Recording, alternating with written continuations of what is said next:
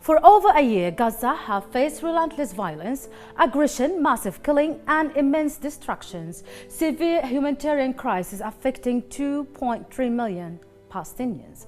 Alongside this unprecedented devastations, we are witnessing a deliberate and systematic policy is unfolding. The targeting of Palestinians' cultural heritage under brutal Israeli occupation, historical and cultural sites are being intentionally attacked in an attempt to erase Palestinians' identity, national memory, and distorted history. This is not a new policy. For decades, Israeli occupation has aimed to erase all trace for Palestinians' presence, both human and cultural. Gaza, a land rich in historical and archaeological significance, now lies in ruins, with every square meter symbolizing an attempt to obliterate its heritage. These attacks go beyond physical destructions. They strike at the core of Palestinians' history and identity. The erasure of cultural symbol is more than the loss of landmark. It's a part of a broader policy to eliminate the Palestinian people and their heritage. Joining us today to explore this critical issue further, Ziad Abu Ziad, Head of International Public Relations at Palestinian Ministry of Culture. Welcome to the show. Welcome, Ziad. First, let's start by highlighting the extensive Israeli violation on the culture sector. We're talking about 200 archaeological and heritage sites have been damaged. Among the scale of devastations, what's mean of the losses of these devastations on the cultural landscape in Palestine as a whole and its impact? See, Iman, from the beginning when Israel started this genocide, its sole purpose, as it has done so many times before, since 48, 67, going through the 70s, up to 2000 plus and until today, the real goal of this specific genocide that is taking place at this moment with more than 42,000 martyrs is the targeting of the Palestinian identity itself. When the first declaration was made on the first day when this genocide started, it has been stated clearly that this genocide will be targeting everything Palestinian in Gaza. If you want to speak about numbers, you know, you count when you have something left, but it is much more difficult to count when there is nothing left. What Israel did since the first day, and now we are more than a year now, unfortunately, without anyone being able to end this with any kind of a ceasefire, even though we have been calling for this day and night, you will see that almost nothing is left in Gaza. All of the mosques, all of the churches, all of the universities, all of the schools that left for these who were reallocated to stay in are also targeted. And the last incident was just last night when innocent civilians were burned in tents, even though they did nothing. The cultural heritage, like the cultural sector itself, if you want to look at it, there was even targeting of presidents of universities, cultural figures, everyone. Every single thing in Gaza has been targeted to reach a certain purpose that they had from the beginning, which is to try to erase the Palestinian identity and presence in Gaza, and at the same time do the same thing in different ways, whether it goes to the West Bank or East Jerusalem or everywhere that there is a Palestinian living there. Yes. Beside the universities and the schools and the churches and mosques, there are historical sites there, whether it is castles, whether it is the oldest church that is in the region, that were also completely demolished or partly destroyed. If you want to speak about institutions, most of the cultural institutions have been destroyed completely.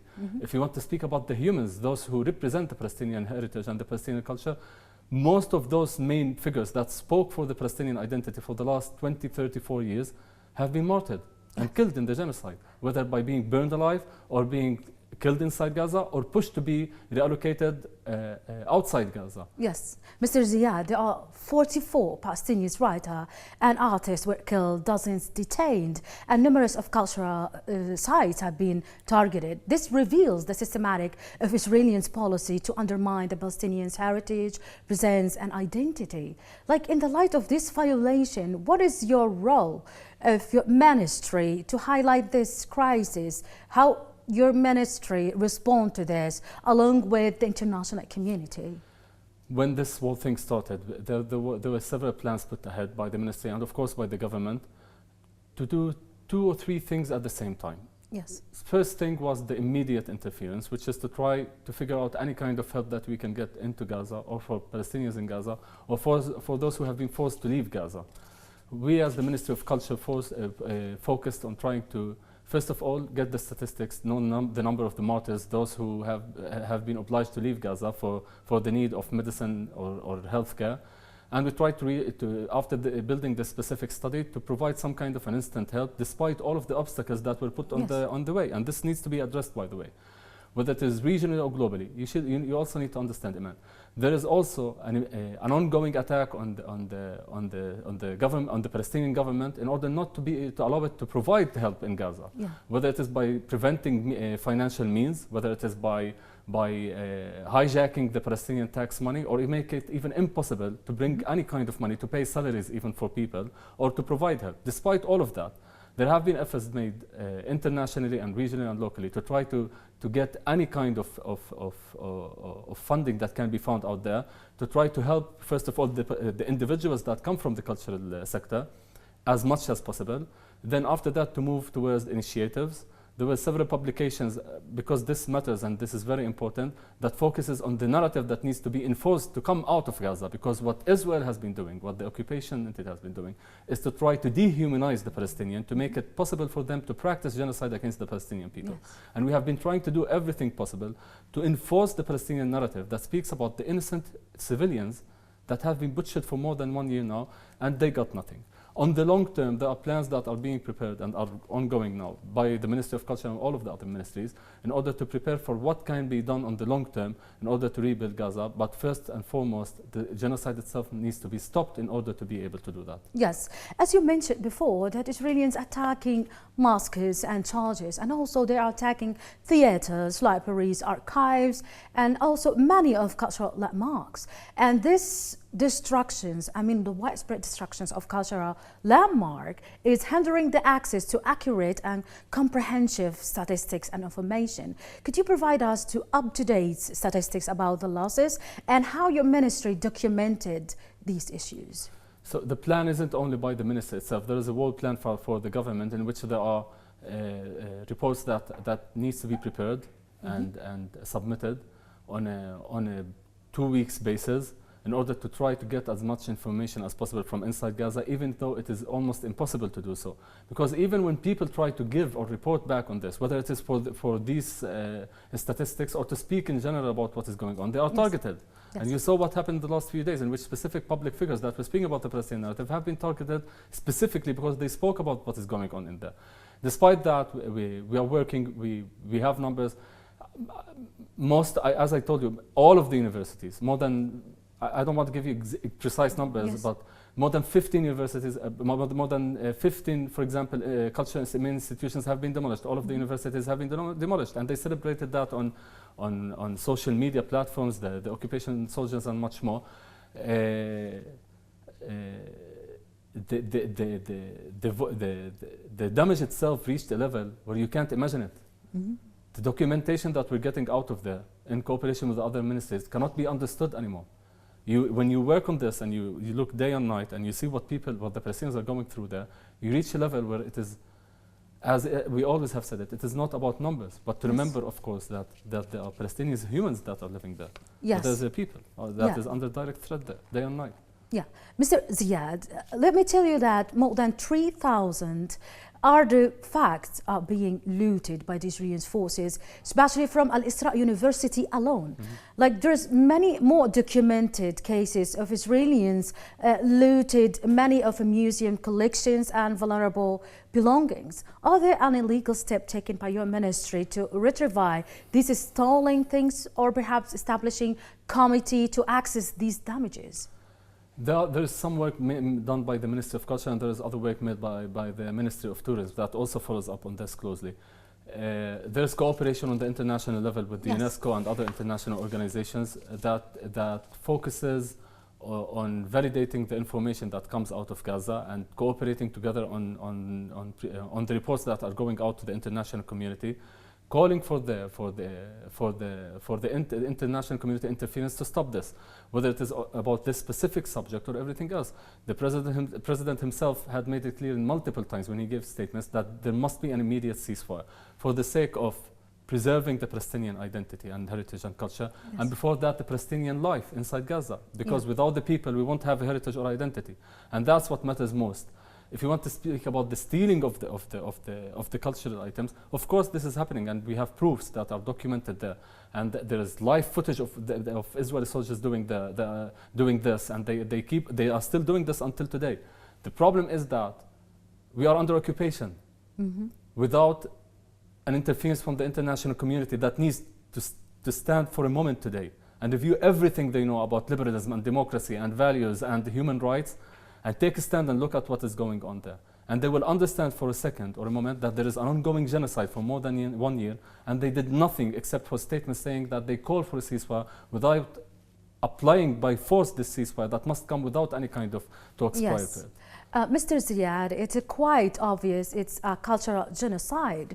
So what is the role of Palestinians' Ministry of Culture in addressing and exposing the crimes of the occupation in the international community? And how do you engage international organizations like UNESCO and Red Cross to address these issues? As I said, there is ongoing cooperation with the UNESCO on multiple fronts, whether what is going on at the moment in Gaza or the reports themselves or initiatives. We also work with other countries and governments to try to push for more support for initiatives that are taking place inside Gaza, or to try to provide support for those for the Palestinians who have been forced to leave Gaza. On the international level, the ministry addressed the issue of what is going on in Gaza by taking part in every single international event that is going on as much as possible in multiple countries. The last one of it was in Russia, in St. Petersburg. The Minister of Culture, His Excellency Mr. Ahmad Hamdan, participated himself in this, and he gave a word in front of more than 66 ministers of the world, and described for them what is going on. He told them there is an ongoing genocide and this must be stopped. This is one of multiple events that we make sure that there is someone who's speaking for the Palestinian voice there, to try to convince the people that around the world that this isn't the way that they are trying to describe it, but it is an attempt that started. The first step of it was to dehumanize the Palestinians. The second step, to start erasing them. Yes. And that is why we call it a genocide against the Palestinian culture and identity, and of course against the Palestinian people. Are you considering, as Ministry of Culture, to bring an international committee, to investigate the crimes committed by the occupation against culture? Unfortunately, due to the fact, and I think everyone knows that by now around the world, we are under occupation, and Israel is preventing medical aid and food to go into Gaza, not to mention anyone to investigate anything on the ground. However, I can assure you that the Palestinian government in general is doing everything possible to document what is going on now, because of course there will be steps ahead on how to address that and to call for an investigation. We have been calling from day one. If you are not convinced by what we are saying, let someone come from the outside and investigate what is going on the inside. But the numbers are speaking for themselves. The massive footage of destruction that is coming 24/7 out of Gaza, it speaks for itself. But yes, we are pursuing this and we're working on this as well. Yes. I wanted to ask you about if there is any involvement of international community like UN rapporteur in such of cultural cases in Palestine. There is a lot of work that is going on. There is cooperation that is taking place, and we try to do it on every possible level that you can imagine. It is not easy, it is difficult, because you need to understand as well as we are doing this, there's someone who's trying to oppose this. Yes. And to say that this is not happening. And I think this is the real struggle there, because culture by itself, if you want to speak about culture, preserving the culture is a kind of a resistance in its way. And we are trying to do so as much as possible, while cooperating with international institutions, as you mentioned, or in every other possible way. Yes. Let me take this international institutions. But the international community remains silent about the crimes committed in Gaza. And the international who claim to safeguard the culture and heritage didn't take enough effective measure to address these issues. Why do you think there's a double standard when it's come to Palestine? You know, Iman, this is not the first time. Before this genocide in Gaza, I mean, we all know, we have been talking to diplomats and we have been in meetings and we have been telling them all the time there is an ongoing occupation that needs to end. It is impossible to say that you call for us to to act as a state while Israel is occupying our lands, is preventing freedom of movement, is putting a siege for more than 14 years on Gaza, is literally has been weakening the Palestinian presence through all of the West Bank prior to this genocide, and is targeting East Jerusalem in a brutal silent war that keeps on going until today. Unfortunately, while we have been addressing all of that, they used to come and speak about democracy and human rights and building the institutions of the state. And we told them, if you want to compare us, we are at the best places that you can find in the world region, if you want to compare us to other places. But whenever we address the issue of occupation, they stayed silent. And the fact that they stayed silent back then, and the fact that they came on the first day of this genocide, when they gave the blessing for the occupation Prime Minister Netanyahu himself, when he was ranked as the defender of the Western civilization, they gave him the green light to begin this genocide that is taking place until today. Yes. And we have been telling them, you should not do that, you should stop that, you should limit him from doing that, you should limit Israel from doing that. And they did not do enough. Yeah. And that is the result that we get today, which is again more than 42,616 until this moment martyrs in Gaza. The recent of them have been burned alive last night in Gaza. Yeah, Ziad, even we are talking about the silence of international community, but there is a growing number of international solidarity, especially the cultural community with Palestinian people. How could we strengthen this solidarity movement? We are there with them, we speak to them, we are present online with them, and I can assure that the majority of the peoples of the world are with us and are supporting the Palestinian cause because they are humans like us. They don't care about politics. You know, what is different in 2024 and 2023 than when it was at the first Intifada. You know, in the first Intifada, there was an order to and this is related to the Palestinian identity. There was an order given to the Israeli occupation army to break the hands of the young children who went out and demonstrated peacefully, calling for their self-determination, for their human rights. Today, it is different because due to globalism and social media, where everyone is seeing what is happening. And if you want to measure it on the people's level, the majority of the world is with us. The majority of the world is living this with us since day one and until today, and they are supporting us. And we are giving them everything that we can do, everything that we can give when speaking about information and data to make it clear to them. There are amazing public voices out there, young Palestinians who are speaking day and night to try to explain what is happening. And they are doing good work and good job or actually serving the Palestinian cause itself when speaking about having a mission in their life, and they're doing this in the right way. So on the people level, yes, there is support. Unfortunately, those who will be embarrassed historically when history will speak about this moment that we're living today are the governments who stayed silent until this moment, or made this possible to happen because they did not stop it, because it is possible to stop it. It is possible to stop it at the Security Council. It is possible to protect the Palestinian culture by preventing Israel from looting the Palestinian cultural items and heritage inside Gaza. It is possible to stop it by preventing Israel from enhancing its occupation through more settlements and more attacks on Palestinians in the West Bank and East Jerusalem, and more detention, by the way, more detention that reached more than 11,000 Palestinians only in the West Bank and East Jerusalem, that half of them are under administrative detention. And many of these detained Palestinians come also from the cultural sector. They only chose to speak for one moment, to raise their voice against this genocide. They didn't say anything. They called for a ceasefire, and they were detained and taken into places where we don't know anything about them until now. Mr. Ziad, let's get back to Gaza. We're talking about writers, creative, academic, journalists, and many of people who are related to culture are between death and displacement. What is the role of your ministry to provide and to strengthen their support and their resilience? As I told you, Iman, unfortunately, the international community is not allowing us to work inside Gaza. This needs to be said loud and clear. It is not that we are not ready. We are ready and we can do that. And there is an agreement within the Palestinian social cohesion to do that. The problem is that Israel is preventing any kind of aid to be given inside Gaza. We reached out to those who have been, not to all of them, of course, to whoever we could reach that were displaced or reallocated outside Gaza. And we tried to give support. And I remember that this, when this genocide began, I think it was at on the last memory of the Nakba. It was in Jordan, and there was a Palestinian poet who read from some of her writings at an event that was held in Amman. And she said one thing. She said, the Palestinian people today, after this genocide, has enough credit to whatever kind of a sacrifice that was given by the Palestinian people, even though they did not call for it, for tens of years to come when speaking about the Palestinian cause itself. And that is the importance of these voices and these writers and these poets that lived this genocide and tried to document it, and they were speaking for the millions, about 2 million Palestinians that were voiceless, without access to networks or to reach any kind of a platform to speak for themselves. And they chose to go out and to write and to document and to speak in order to give the world an idea of what kind of a hell it means when you are living an ongoing genocide. Yes. Mr. Ziad, at the end, let's highlight the situation in the West Bank, especially in Jerusalem, briefly. Tell us more about this. In East Jerusalem, Israel has chosen, prior to the genocide, to practice a silent war against anything related to the Palestinian identity in the city. They attack the Palestinian curriculum by preventing it at schools. They attack any kind of leadership that is formed in order to speak about the Palestinian identity.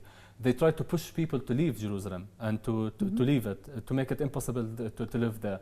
They did this systematically, and this caused by itself two things. One, the illegal reallocation of Palestinians from East Jerusalem into other areas, which by itself contradicts with the international law, and psychologically, by terrorizing the Palestinians in East Jerusalem and the West Bank, and even in the 1948 lands, by trying to push them into somewhere where they're even afraid to say that there is a genocide taking place in Gaza.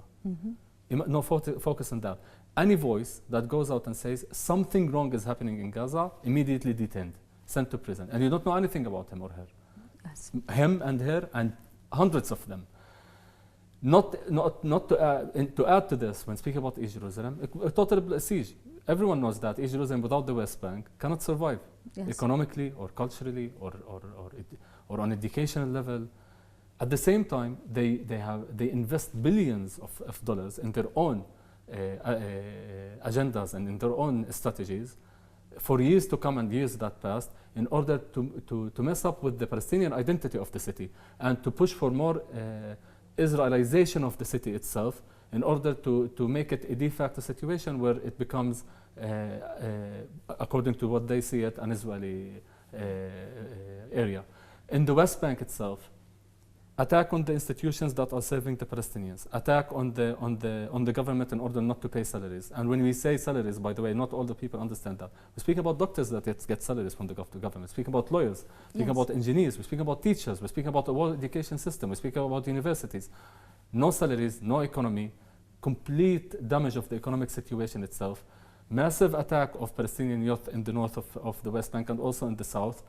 More plans to annex and to build more settlements and widen it through all of the West Bank, and a kind of a brutal way of how they treat Palestinians while they move from one city to another, with tens of checkpoints in order to divide the West Bank itself into tens of small areas that people cannot move from one place to another into it without anything left for them. So the situation in the West Bank is more deteriorating. Of course. So at the end, finally, thank you for being with us, but I want to ask you if there is any message you want to convey to the international community related in rebuilding and restoring the cultural landscape in Gaza. I believe history will say a lot about those who chose to stand on the right side, which is the human side. We're not calling, I usually tell them, forget about the fact that we're Palestinians, we're humans. If you don't stand by the position that says that the massive killing of humans is wrong and this needs to be stopped, then there is something wrong with your beliefs and values. And you have been lecturing and preaching us for tens of years that you wanted us to learn about this, and we reached a point where you see that we are those who are preserving this and you are not abiding by this. At the same time, despite all of the cruelty that is taking place, despite the genocide, the Palestinian people is known for being able to revive itself from its own ashes. And that is something we managed to do in the history in the past, and we will continue to do. Yes, Ziad Abu Ziad, Head of International Relations at Palestinian Ministry of Culture. Thank you so much for being with us. Thank you. Its ringing campaign to erase the Palestinians presents extend beyond physical dispossessions. It's also target cultural heritage and collective memory. By systematically destroying historical and cultural sites, Israelis seek to sever the profound connections between Palestinians and their land. Thank you so much for watching Palestinians International Broadcasting.